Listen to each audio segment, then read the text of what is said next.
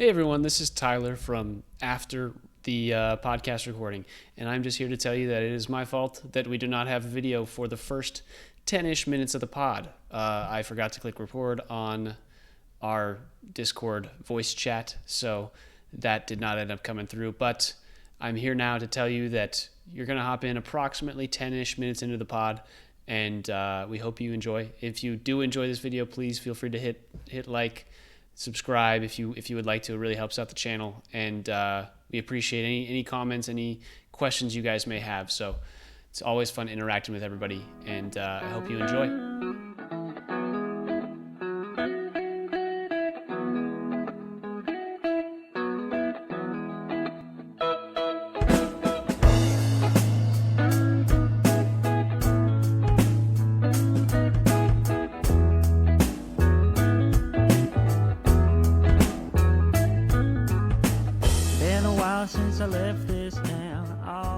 They've been so miserable converting touchdowns in the red zone. Yeah, it's tough because offensively they produce, like in terms of points for and total yards and everything. They're a top 10 team, but they just are unable to really convert in a real way against good teams. And I think that's really the discrepancy that we see is they're just, and Atlanta.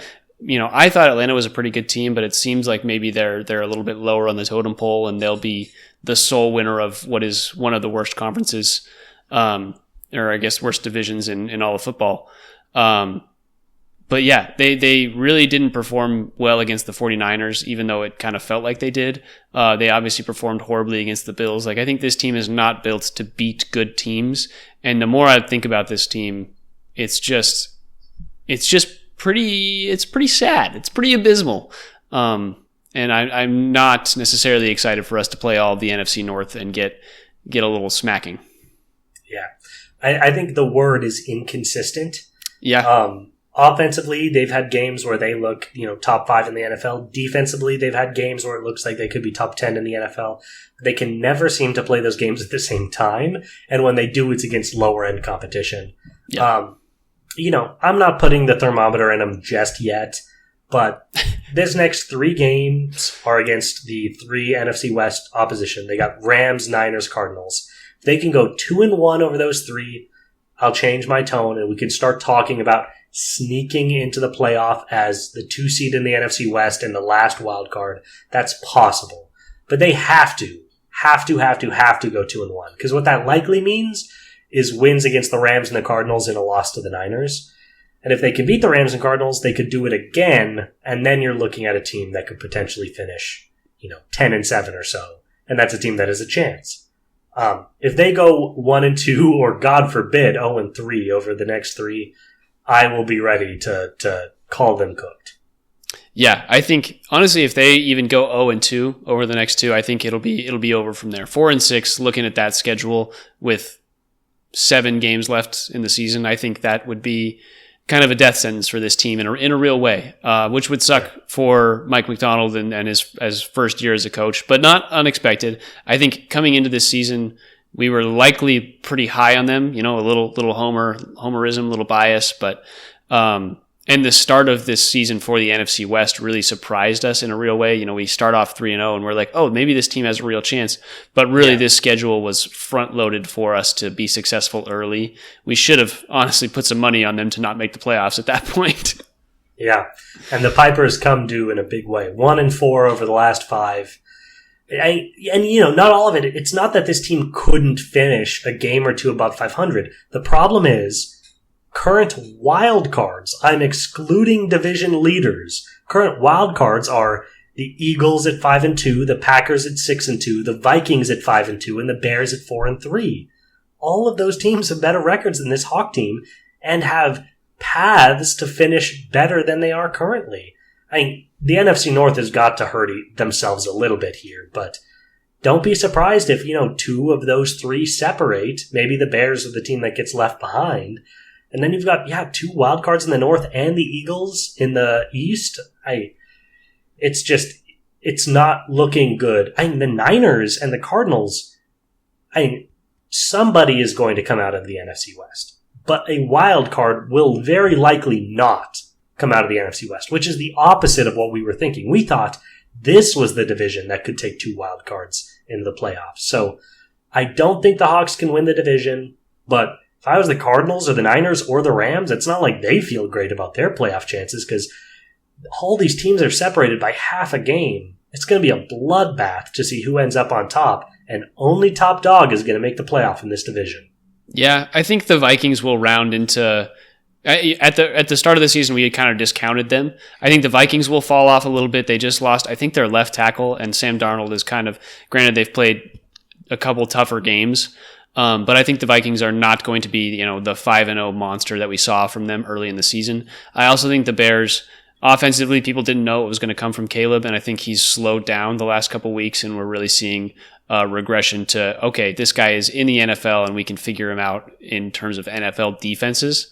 So there is still a world where I think, either the Rams, of all the teams, I think the Rams are probably the best wild card option in the NFC West, really, like realistically. Which is crazy. They're last right now. Yeah. But I think you saw it from them because they just beat the Vikings. You saw it from them, and them having Puka and Cooper Kupp back is just a crazy dynamic duo for them to have. And I think overall they look that much better than the Seahawks and the Cardinals. Matt Stafford is still a great quarterback. So I think they have one of the best offenses in the NFL. When they have Stafford, Cooper, Nakua, and Kyron Williams out there, that is a dynamic offense. Yes. Yeah. So I think they're definitely the threat for the second best NFC West team. We'll see where it goes. But yeah, I could see the NFC North faltering purely because they haven't played each other a ton. So they're going to give each other some losses as well. Who do you see finishing first in the NFC West? The Niners. God, you suck. God, you're so lame. I hate that. Of course it's the Niners. I was so ready for the Cardinals' take. Somebody argue for the Cardinals. Honestly, it could be the Rams. I don't believe in the Seahawks anymore. In a real way, I just don't believe in the Seahawks anymore. I don't believe in the Cardinals. They're too inconsistent. The Rams... Their defense is awful. The Rams are so tough to bet on when you think Cooper Kupp deals with at least one injury a season and he might, be out for the rest of the season next week, Yeah, that's real. And at the same time, the 49ers are still able to win games without 3 of their receivers, or without Christian McCaffrey, Brandon Ayuk's out. Yeah, McCaffrey will be a big difference maker. The Rams is the cool answer. If you would have said the Rams, I would have been pretty excited. But yeah, it's probably the Niners. Yeah. Boo. Well, with that being said, I think we look very briefly into this next week against the Rams. The Rams are 3-4, 0-3 away from home. An interesting stat there. But yeah, it's favored just ever so slightly on ESPN to the Rams right now. The Rams are -2.5. How do we feel looking at this game? Yeah, I see 1.5. So it's right in that zone. Obviously, books differ, but yeah, Rams by less than a field goal at Lumen Stadium here in Seattle. To your point, Rams have not won an away game yet. Problem is, I think it's probably just about right. I just think what this Hawks defense can do, they can only do against quarterbacks and offenses that don't have a lot of reps together. I think that's why they could take advantage against a team like the Falcons, where, it's Kirk's first season there, Kyle Pitts is still young. They're just a young offense. This is the oldest, most haggard, awesome offense in professional football. Matthew Stafford and Cooper Kupp are like this close to like geriatric surgeries. And yeah, I guess Nakua is a young blood, but Kyron's an experienced guy. I think this Rams offense is so experienced and so solid. I think they're just going to eat the Seahawks up. I really do. Up and down the field, I think they're going to score a lot of points. Seattle has the potential to score with them, for sure, but after what we've seen in the last 3 or 4 weeks, I'm no longer confident in their ability to do that. Which is crazy. Coming out of that Detroit game, it's like, okay, this is a locked-in top 7 offense in the NFL, and I just don't feel that way anymore. So I think the Rams -1.5. If I had to bet, I would probably take the Rams. Yeah, I think watching that Rams game against the Vikings, you really felt the pressure that they were bringing on Darnold. And I think when it comes down to it, like Verse has had a really huge impact for this Rams line. And in a different way, our Seahawks line has really been unable to get sacks on the quarterback. They can get hurries, they can get pressures, all that kind of stuff, but they've been unable to sack the quarterback. And when it comes to the Rams, Matt Stafford is so good at getting the ball to Puka and Cooper Kupp quickly and efficiently. And it's this is kind of just a tough matchup for the Seahawks when it comes to McVay and how the Rams team functions. And especially, DK is questionable, all these kinds of things. It really makes me worried about this Rams game.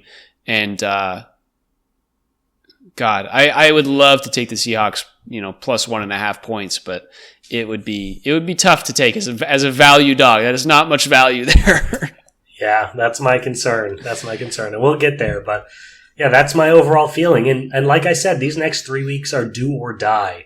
If they lose to the Rams, I'm not quite calling it, but then they have to win their next 2 for me to feel like they have any sort of chance. So a lot of pressure on this Rams game for both teams. Obviously, Rams are still last in the NFC West with an old team, looking to get back into contention. So this is an early playoff game, in my opinion. Both these teams better come in ready to pull out all the stops to get this win, because I think it means both of their seasons. Whoever loses, man, it's going to be a tough situation to come back from, especially in this division. This is not the AFC.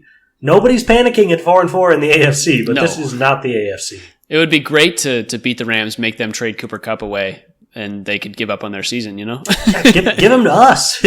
We need a red zone target. Goodness gracious. Yes, exactly. All right. Anything to say before we jump to some value dogs? I feel like we touched on the Seahawks a bunch, and I don't want to beat a horse while it's down, Yeah, no reason to belabor the point. It was a disappointing and I think eye-opening week in terms of a lot of the illusions have been shattered at this point. Yes. Of what we think this team can be. And now it's like, okay, can we potentially watch a playoff game is what we're thinking now. And that question will be answered. So let's see what the answer is. Yep. And next week we're going to come in with just as hot a take as the Seahawks beat the Rams 28-17, They're all the way back, baby. You'd be a fool not to put your future money on this team to make playoffs.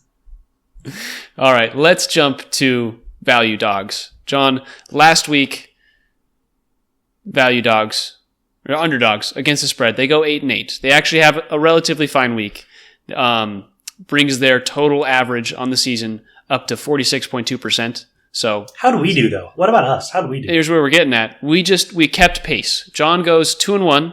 He brings himself to a whole 2-digit number. He gets to 10-14. Hey, for the record, I've gone 2-1 for 3 straight weeks. Yes. Let's go. A huge comeback for John. For those of you commenting on our Value Dogs posts on the YouTube Shorts, we love it. We appreciate your input. Even though I'm doing so horribly and people are roasting me for it. As they ought. I went 1-2 last week. I have fallen from grace at the top of the leaderboard to 8-16. This is my chance for a comeback, though. John, you get the first pick. I have 3 picks. I'm not diverting. If you pick all 3 are the same as me, I'm just leaving them there. I'm not going to change my picks in any way because I'm so confident. But you have the first one. You're giving me the first pick of the week. Okay, all right, I'm ready. With my first pick, I am leaning on previous experience. I'm leaning on... There are a couple great lines this week. I think the most important stat we've seen so far this year is that low dogs are not doing good. If it's 1.5, take the favorite. But big dogs are doing really, really well. If you're getting teams over 7 points, they're doing well this season. With that in mind, I am taking the Tampa Bay Buccaneers +9 against the Kansas City Chiefs. This is an offense that is definitely going to miss Chris Godwin. Baker Mayfield is really limited to who he can throw the ball to. But this team does not lose big, man. They do not lose big. They go down big sometimes, but then they come all the way back right up to the end. This team loves to win games and lose games by 3 to 7 points. Kansas City is really good. The refs are on their side. They don't lose games. Their defense is excellent. I anticipate a Kansas City win. 9 points is a lot. It gives Baker Mayfield a lot of leeway, and he has been just awesome, moving the ball up and down the field and scoring in the red zone. So Give me Tampa Bay +9. Love the points. I can respect that. I avoided it purely because the Buccaneers don't have a primary receiver at this point. Their primary receiver is McMillan, who was playing for UW a season ago. So Mike Evans might be back next week. Is he definitely out? I don't know. He's on my fantasy team and is not projected to have any points. So I'm assuming that he's not playing. Maybe unlikely. That's a very good point because they could be down their 2 best receivers. I'm expecting Godwin out. I thought Mike Evans might play. Yes. So that's one of my concerns. The other one is that the Buccaneers have one of the worst defenses in the NFL, and the Chiefs have been underperforming offensively, but this could be their game where they score 45 points. Like this Buccaneers defense is not very good. So it would surprise me if they're able to keep up. And if the Chiefs struggle to score, that's where the Buccaneers could come into that 9-point range. With my first pick for this week, I feel like I'm taking what everybody is kind of like going against because of injuries and what's happened with this team. My first pick for the Sound Up Seattle NFL Value Dogs, was it week 9? Week 9. I am taking the Texans +1.5 against the Jets. I know Stephon Diggs is down with an ACL and out for the season. I know Nico Collins is not supposed to play. But listen, the Jets are 2-6. The Jets are not good. They're the Jets. And the Texans still have Joe Mixon. They still have Tank Dell. They still have a great pass rush against a 40-year-old geriatric man. So I'm thinking that the Texans have a better chance than they're being given credit for. They should be favored in this game. Even with their injuries, I still think they should be favored in this game. I'm taking the plus points. Yeah, man, this is an awesome week for underdogs. There are a lot of games I like. This is one of them that I liked. I'm not taking it, but I really like. Jets are crumbling before our eyes. You're looking at a division leader and a team that's tied for last in their division. How are the Texans +1.5? It's crazy the way the betting markets favor Rodgers and this Jets team. They're not good, man. You don't get to 2-5 when you're good. They're just not good. And Texans are good. Their defense is going to put pressure on Rodgers. He's going to make some bad decisions. And I know that C.J. Stroud is now down not just his best, but probably his second best receiver as well. I love that we're just sticking with the trend of picking the dogs missing their 2 best receivers. Consistency is key. I think that the Texans at +1.5 is an excellent pick. I'm going to let you have it all to yourself, though, because I'm not greedy. What a guy. Instead, I'm going to go all the way back to my other strategy. What did I say? Give me big dogs. I want big dogs. With that in mind, I'm taking the Denver Broncos +9.5 against the Baltimore Ravens. Now, the easy argument against is that Denver, even though they're on a nice win streak, have been beating bad teams, and that Baltimore is going to be furious after losing that game to the Cleveland Browns last week, and that they're just going to take all their anger out on Denver. Here's the counter. Denver's defense has low-key been one of the best defenses in the NFL. They've been highly successful at every level at preventing the run, at stopping the intermediate pass, and preventing big plays. They have been really, really good, setting our least favorite quarterback, Bo Nix, up for real success. He's been put in winning situations again and again and again by this defense. Their offense, by the way, Denver, has been very solid. Bo Nix is doing Oregon Bo Nix things. He's limiting mistakes, he's making some plays with his legs, and he's making easy throws. When you have a defense this good, that has been good enough to turn into, 3 straight wins for the Denver Broncos? I don't think they're world beaters. I would be surprised if they beat Baltimore. 9.5 is a ton of points for a team that's on a 3-game win streak going up against a Baltimore team that just showed that anybody can throw against them. Yeah, I think my problem with this is the reasoning you laid out before or early on, where the Ravens need this win badly, and I think they want it for their own motivations. Like, they just need to kill a team because they have yet to really do that and prove it this season. And this Broncos team is kind of primed for that to happen. Like, they just will not be able to keep up offensively with the Ravens. So that's why I stayed away. But I fully understand your points, and I can support the pick. I will be rooting for the pick because anytime the Broncos can be within 9 points, I feel like is an easy game, or should be an easy get value-wise. It's a lot of points, man. At the end of the day, it's a lot of points. Yes. I would be thinking about this at 6.5. The fact that we get it at 9.5 is excellent. Yeah. All right, with my second pick for our Week 9 value dogs, I am going to take, God, it's a battle of two awful teams. I'm going to take the New England Patriots plus 3.5 against the Titans. Listen, I said it 2 weeks ago. I said I was not taking bad teams against each other. It's just a crapshoot every time. But listen, the Patriots can at least move the ball. Drake May has looked very solid in all of his passing for the Patriots. He hasn't started every game. I think he had his first start last week and was concussed pretty quickly into that game. But I think he'll be back. And this Titans team, just every time I look at them, they are doing awful things in the field. It's just they kept pace with the Lions for approximately 6 minutes last week, and then proceeded to lose 52-14. It's just I don't believe in this Titans team at all. And the Patriots plus 3.5 after they just beat what people have been talking about as a good Jets team makes me excited to have 3.5 points because that gives me a field goal. Man, I love this line. Another excellent line that I was looking at. My main thing is these teams are like mirrors of each other. You've got two really solid defenses. Both teams very solid, above 15th in the NFL in defense, both these teams. Backed up by offenses that are pathetic, headed up by quarterbacks that, when you're looking at the Titans, Will Levis, he makes way more bad decisions than he makes good decisions. You look at Jacoby Brissett, it's a guy that doesn't make decisions. He throws balls out of bounds. He's a professional throwing balls out of play guy. And if Drake May plays, so even that on its own, even if Jacoby's starting, those two teams are a wash. Why is one team favored by more than a field goal?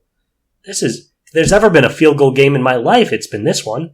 And if Drake May plays, they have the better quarterback. This is a team that, if Drake plays, should be favored over the Tennessee Titans. So, plus 3.5, I love. I think that's a great call. Wow, this is a lot of compliments from John. I'm a little concerned. This is great. Dude, bro, we're going 6-0 this week. I can feel it.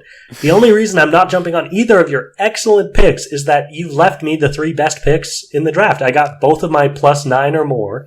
Now I'm taking the Chicago Bears plus 1 at the Arizona Cardinals. This Bears team is for real, man. Don't be upset because they lost on a Hail Mary against the team that's leading the NFC East. Don't be upset about that.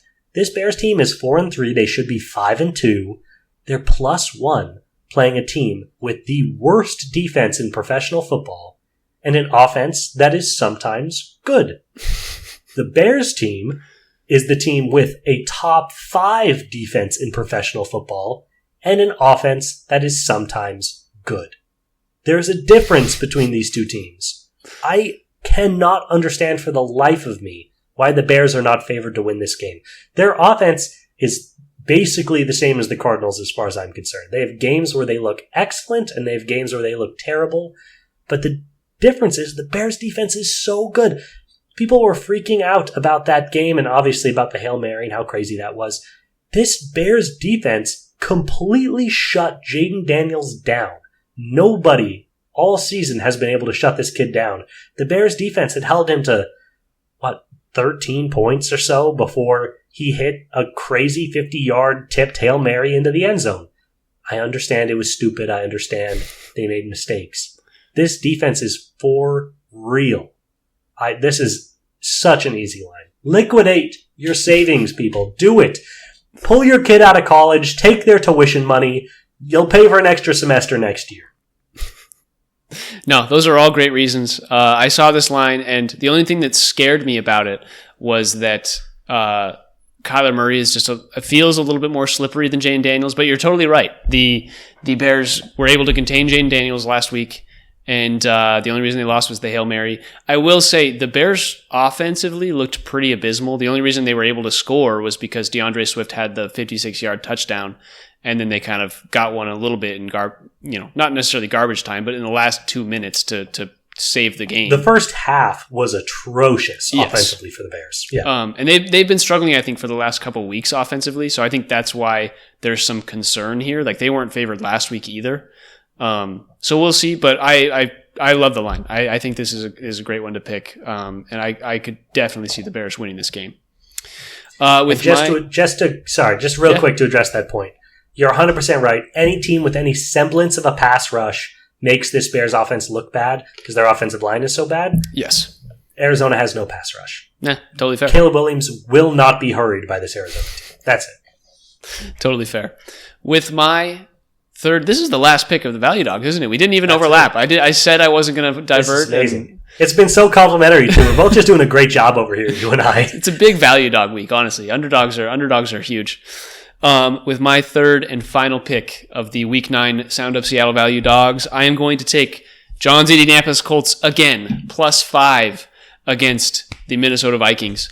I just mentioned it when we were talking about kind of the NFC playoffs and those kind of standings, but the Vikings got a little bit exposed, I think, against the Rams last week, and the Colts just benched Anthony Richardson for Joe Flacco, which I don't know if you're excited about. We haven't really talked about it yet.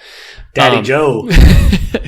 But I think they're going to be able to run the ball. Jonathan Taylor's, I think, back and supposed to play. Joe Flacco is so much more consistent as a quarterback. He just makes better decisions and is able to get...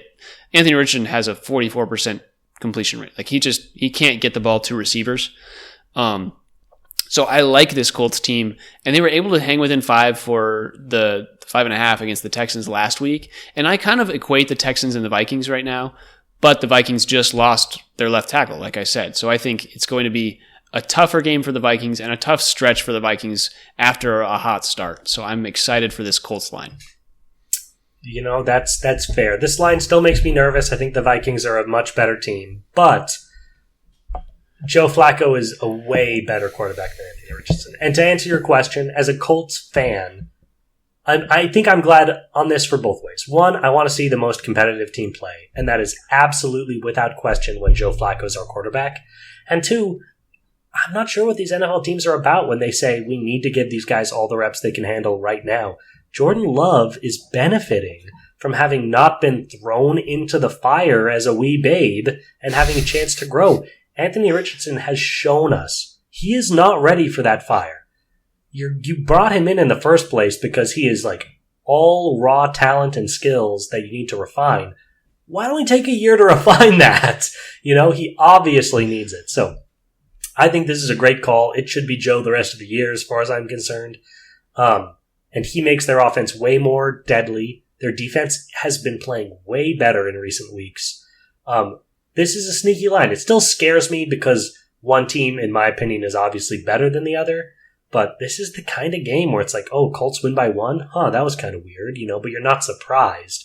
You're getting 5.5 points. You said 5, I'm getting 5.5 here on my line. That's a lot of points for the Colts, so I respect that. Yeah. All right, I think that's it for the Value Dogs. Big week. I think we're both feeling very confident, and I like that John has jumped on the big lines. I feel like I have talked about it the last couple of times we talked about success in value, and I diverted. We got two teams between the Broncos and the Bucks. These are two teams that are at or above 500, getting 9.5 point lines. That's crazy. Yeah, no, it's a weird week value dog wise. So we're going 5-1 this week. We're going 5-1. So make the 6-leg parlay. I can't tell you who's going to lose. Make the 6-leg parlay and be so amazed how close you were to a really, really big win when you go 5-1. Love it. All right, let's move quickly into college football. Do you want to talk Wazoo? Because they don't even play this week. We can just talk about their win, or we could talk about Washington's ugly, ugly loss and what will be an interesting game this weekend.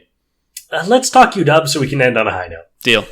UW in that was previously week 9 for college football, with them having bye weeks, which is still weird to me with college football. They lose 31-17 against number 13 ranked Indiana University after College game day. A tough game for UW. I think we both expected it. We both went into last week not feeling very confident about this team, and we were proven right. I think it's there's not really anything else to say. Do you have any specific notes before we dive into some stats? I think this game went remarkably like we predicted it would. Yeah. Just once again, patting ourselves on the back a little bit. I think we hit this nail on the head. My biggest unique takeaway was I was surprised how much Will Rogers struggled, considering how really good and consistent he's been for so much of the year. He threw his first pick, I think, against Michigan, or maybe the week after, but it was like this guy was not throwing picks. finishes this game with 2 picks and no touchdowns. So I was surprised and disappointed with the way he played. Contrary to that, I was really impressed with the way Jonah Coleman played. He continues to be an outstanding running back and kind of the shining light of this offense in certain ways. But other than that, we hit the nail on the head. Too much offense, putting too much pressure on this team, and they just overcame. Yeah, I think when you look at this line, you look at Jonah Coleman's stats and you think 19 carries for 104 yards, and you're like, why are we not giving the ball to this guy more? He doesn't fumble, he doesn't do anything wrong, and I feel like we should be feeding the beast, and instead we're trying to get Will Rogers hot after throwing 2 touchdowns. And granted, it's kind of, we've talked about it a lot and how you can get down and just have to pass more. But Washington was in this game, I guess they got down pretty early and it was kind of a tough comeback. But I think at one point it was 14-17 and Indiana just kind of pulled away at the end. But definitely tough looking at it. And now at this point we're 4-4. I think it's time to let Damon Williams Jr. cook. Like if I'm being honest, like we just have to get this guy reps at the quarterback position, start looking at next year, because as a Big Ten team, we're not going to make the playoff. We're not going to do anything spectacular. We might not even get to 6 wins. We might not get a bowl game this year. Like we play Penn State and Oregon in the final 3 weeks of the season, and we play USC next week, who I was confident that we would win against up until the Iowa game, and now I'm just scared shitless. It's going to be a tough stretch, and this is now about preparing this team for the future. Wow, that's a hot take, and I love it. That you're already. We came into this season talking about how Will Rogers was like the college quarterback, and you're already ready to hand it off to the next guy. I understand the reasoning going into that. I hope you won't be surprised that I don't think that's going to happen. I don't think it's going to happen. But Will Rogers is a senior. He's not going to be here next year. Somebody that they think will be less successful than Rogers has been. Yeah. But you might be right about what's best for this program going forward. Yeah, Will Rogers is going to be a senior next year. Or this year. He's already a senior. He's going to be gone next year. I'm sorry. Yeah. He won't be a part of this program moving forward. And it's like, we need to build this program for the future, because Jedd Fisch, as great as it is to have Will Rogers here, and this is weird to say, but like if Kalen DeBoer were here, do we think that Will Rogers was going to be the guy to make this team that much better in the Big Ten? Like, I don't think Will Rogers. If Kalen DeBoer was here, we were going to be getting Milroe. He'd be transferred. That's fair. That's a whole other discussion, I guess, when it comes to transfers. But if they had Will Rogers here, DeBoer goes to Alabama, and Rogers enters the portal and comes back. Like, this is the guy that DeBoer had picked, and I don't think this team is. Jedd Fisch is not the best coach. We've had a lot of. Or I guess he's a good coach, but he's not the coach that we were expecting coming in. We've had a lot of coaching mistakes with this offensive line, penalties, all that kind of stuff. And those things set a team back. But that's all the stuff I was expecting not to see from him. I thought he'd be like so clean and that we would lose in other ways. The fact that we're losing with like penalties and coaching mistakes is really disappointing. I thought we would be avoiding all of that stuff with Fisch. Yeah, I wonder if some of that is just on the players. Like we don't know what goes on in the locker room. We don't know what goes on behind the scenes. But maybe it's Will Rogers trying to do too much from the line of scrimmage, just changing plays, doing random things. They get delay of games, they get false starts, anything like that. That's on both the quarterback and the coach. And maybe they're just not synced as a duo there. And like I said, maybe it's time to get Damon Williams Jr. that time with Jedd Fisch for the future, because that's where this team is going to shine. Sure, I hear that.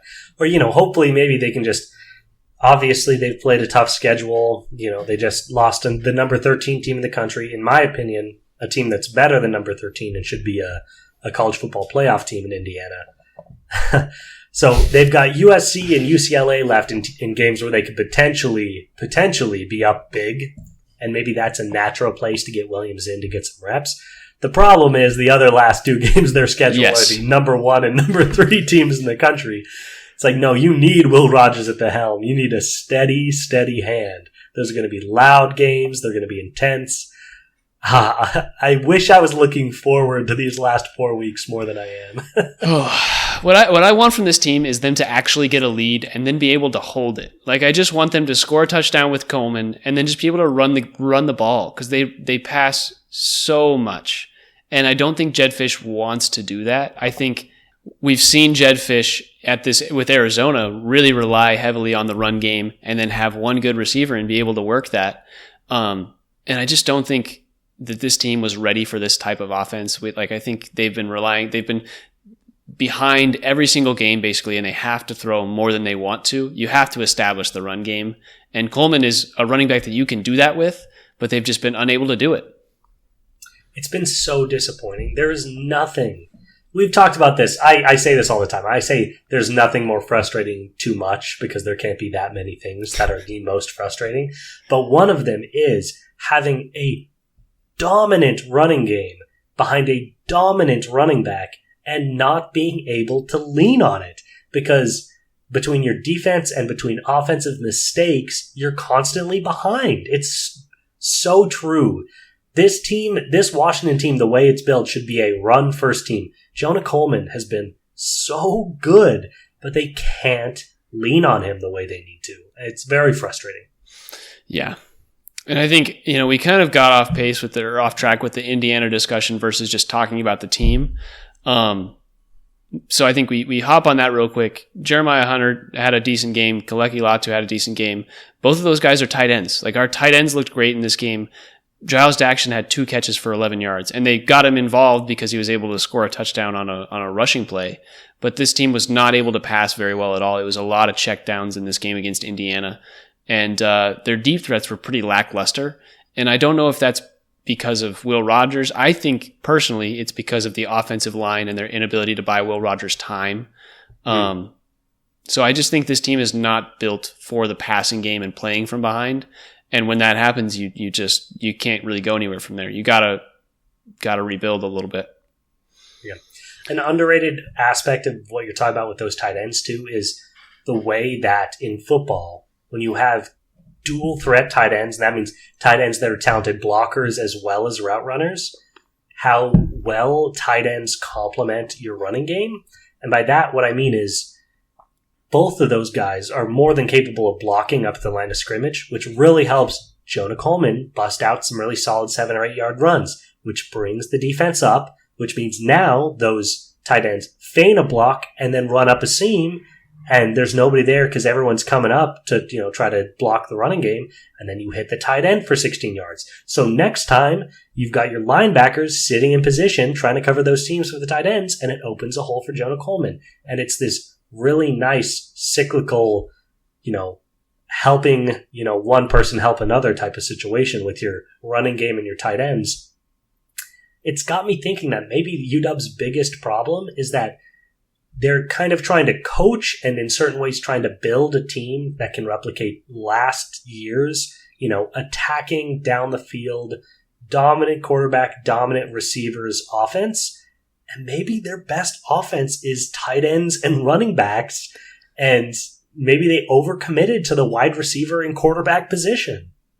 Yeah, that's 100% true. I think it's such a rare thing to be able to work with 3 dominant wide receivers and a quarterback that's awesome. And I think football right now, and this is a whole other discussion, but football right now is just a sport that's played from the quarterback and wide receiver standpoint. It's really hard to get a team that's super focused on the rushing game and have good tight end play and just be kind of solid in the short to mid game or mid range game. And I just think that is where this team would thrive if they allowed themselves to. You're totally right there. Yeah. And that's what a team like Boise State does. Obviously, yeah. Coleman's not Ashton Genty, but that's how they do it. In a way, they almost have an advantage going into every game because defenses are primed to defend receivers and down the field, kind of like in the NFL with the 2 high safety. That's how defenses play in their base. So if you can come in and say no, our base offense is running the football, it can really throw defenses off, and it makes them change some fundamental aspects of how they play. And suddenly you have a built-in leg up in a game. So, yeah, there are a lot of frustrating things about UW football this year, but part of me feels like they kind of tried to build in another way, and they've kind of found accidentally that they're meant to play in a different way. Yeah. And the tension between those two things has led to some disappointing results. Yeah, for sure. All right, let's talk quickly about this upcoming weekend against USC. USC is 2-4 in the Big Ten Conference. They're not necessarily performing super well, and this is a matchup where one of these teams has to come out on top. They're both performing subpar when it comes to the Big Ten. How do we feel? Feel regretful that we left the Pac-12, I think, is the takeaway between these two teams. Both of these teams are looking up at Oregon with a disappointed frown on their face.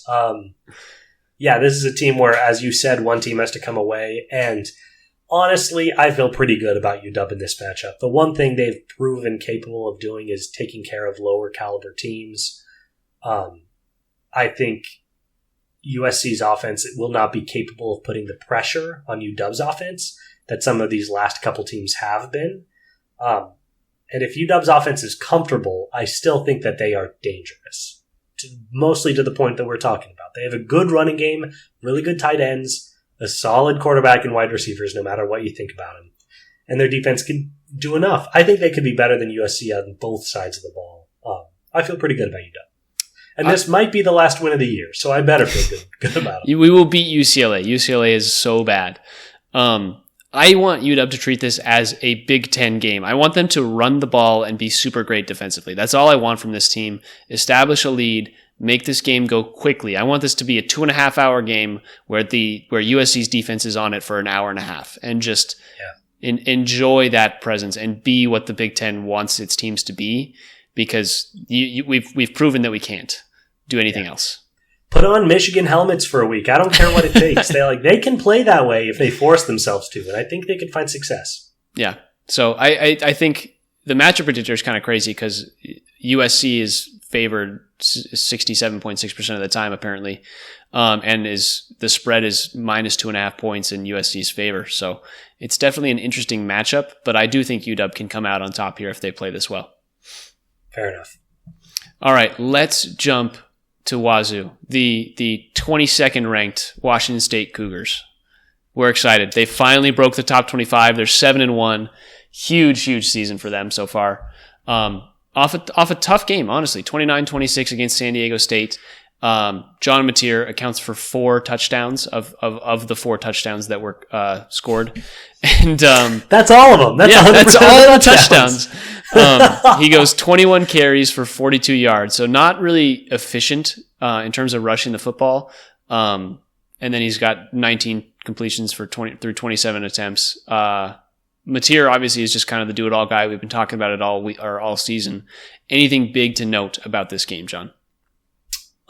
Toughness, grit. I think honestly this was a really big win for them. San Diego State 3-4 on the season now with this loss, but I think they put up a heck of a fight. I think it was a really competitive game, and I was impressed. I continue to be impressed at Wazoo's ability to dig deep. I think Boise State is the only game this season where the second half came around and they were clearly just outclassed, and they were not able to.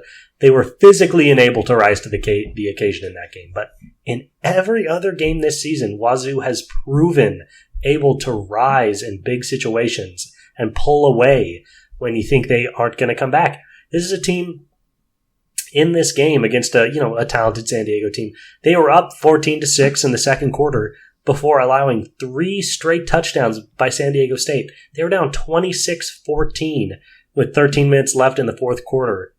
There are teams that would have rolled over, but John Mateer has no fear. He led this team on a quick 1.5-minute scoring drive, capitalized by a 34-yard pass to Carlos Hernandez, who had an excellent game. The defense made a stand. They got the ball back, and they took the ball all the way down the field. John Mateer, not efficient on the ground, but he scored 2 touchdowns with his legs, including the 2-yard run to take the lead, and then they hit a 2-point pass. But, I was just impressed, one, by the grit and toughness of the team in general, by John Mateer's lack of fear and ability to make plays. We've talked about it time and time again. Not great on the ground, 42 yards and 2 touchdowns, I'm not going to complain. But 260 yards and 2 passing touchdowns without any interceptions really impressed me from him.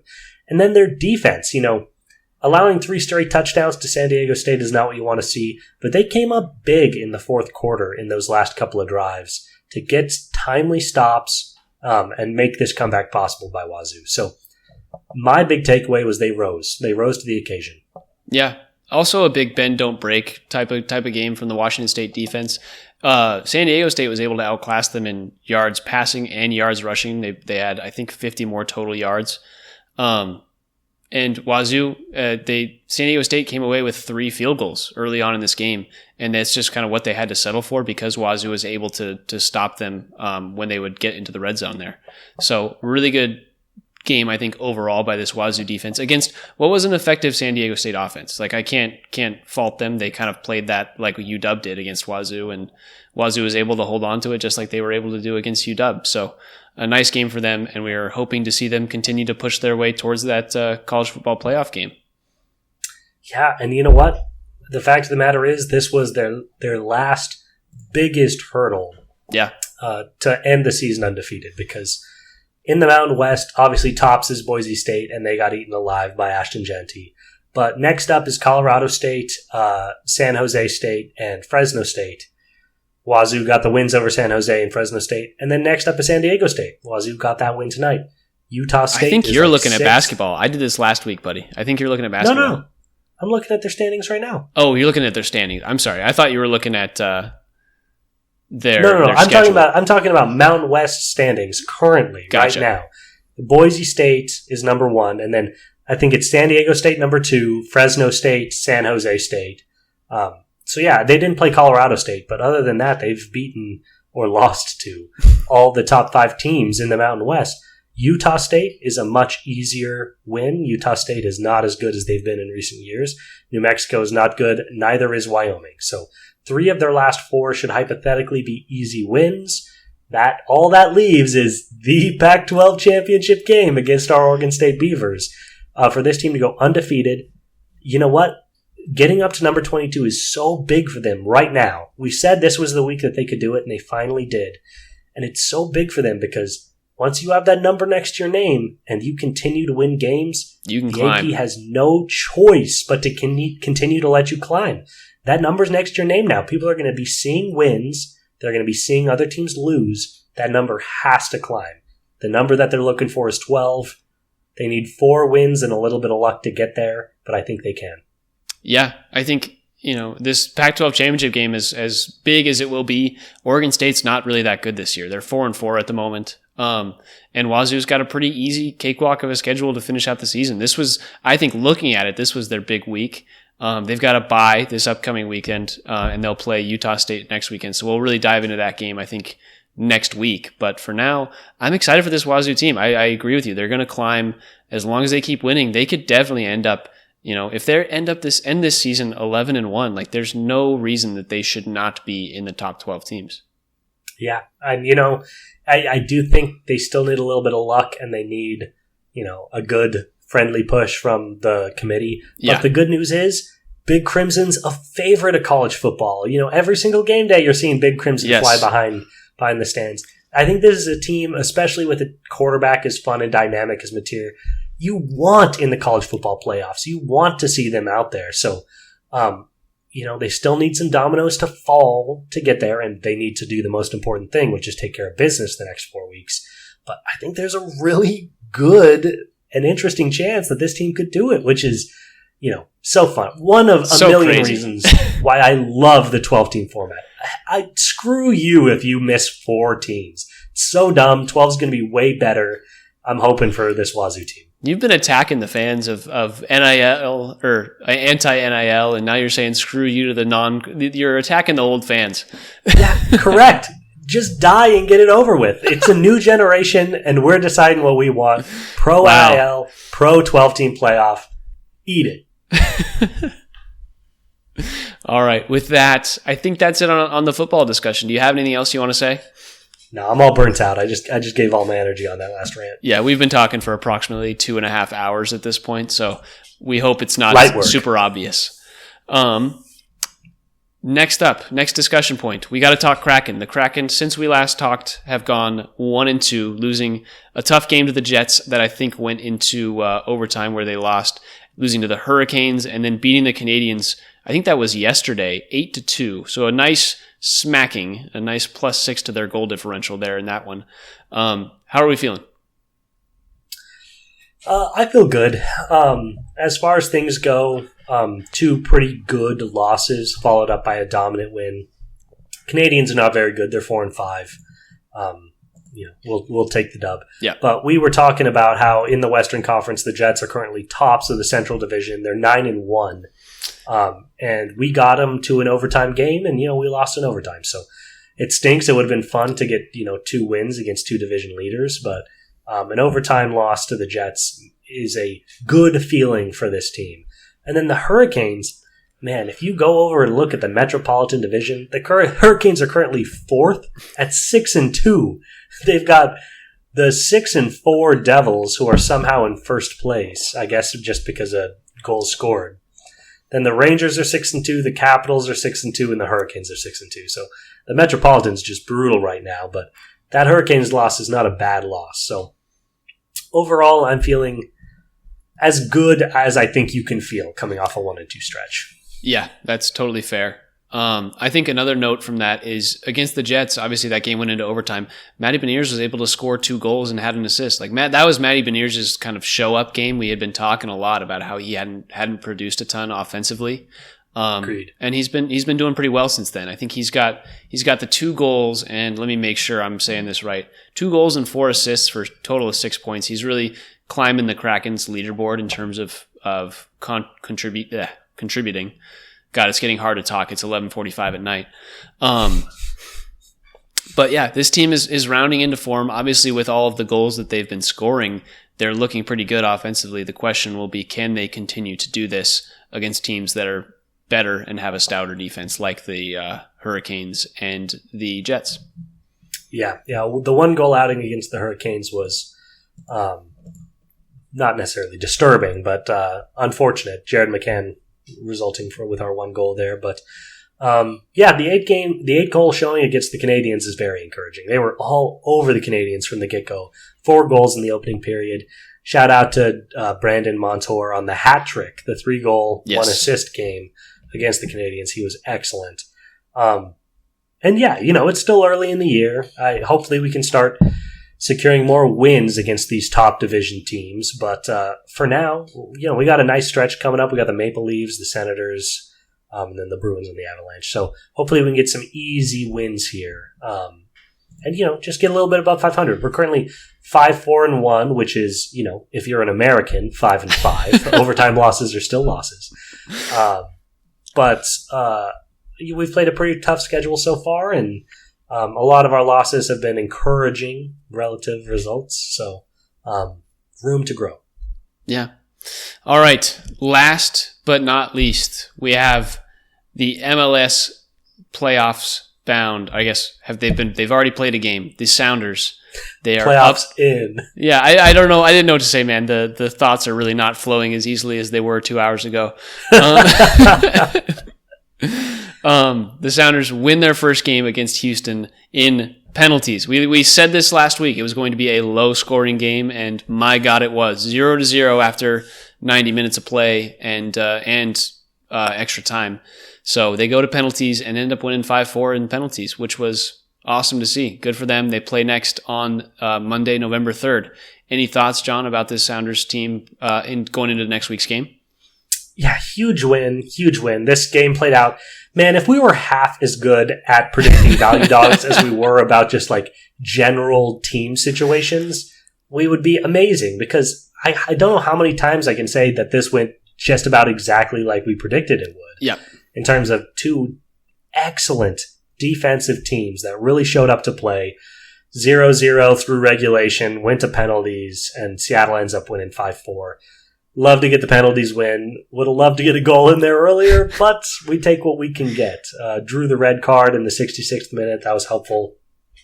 When you have a 0-0 penalties win game, I don't honestly think there's a ton to talk about, other than the fact that our defense came out on top. Our goalie, work was excellent. We're I up think you 1-0. could look at, we had more shots. We had 2 shots on goal to their 0. We had 17 shot attempts. We possessed the ball 54% of the time. Like, it was just an all-around good game by the Sounders offense.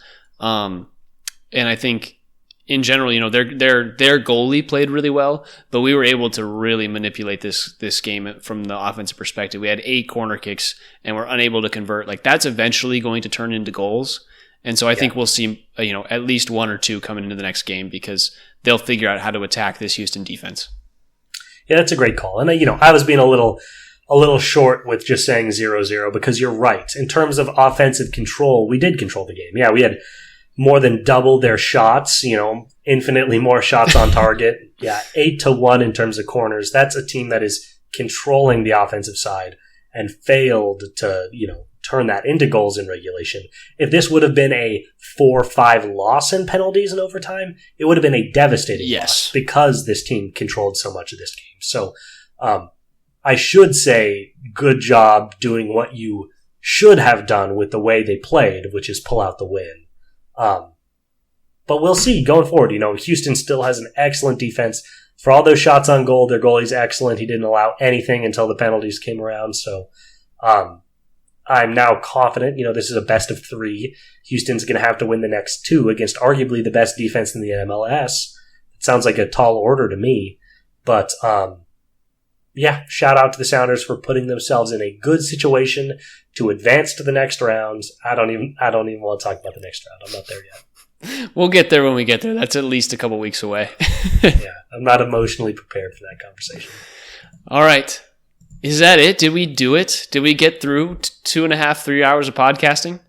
How do we do it, man? It's unbelievable. Something about your voice just gets me in a trance. Just really soothes you. Now I got to edit this at 11:45 p.m. to get it out by tomorrow morning. So, oh, bless you. I have to sign us off here.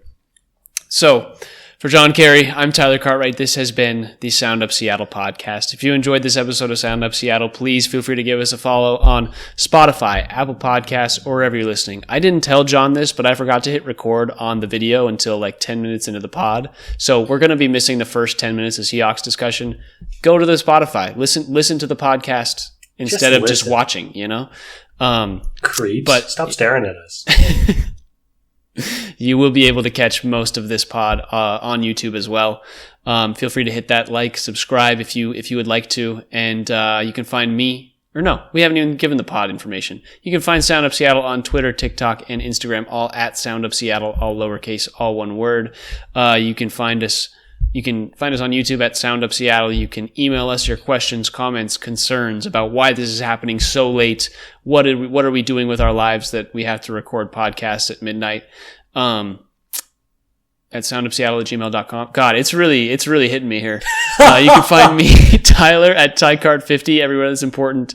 And you can find John lapping up all the sweet, sweet tears of all these Yankees fans. Down, Yankees! Did they lose? I saw that they had like a 3-error inning. Series. Wow. Jesus.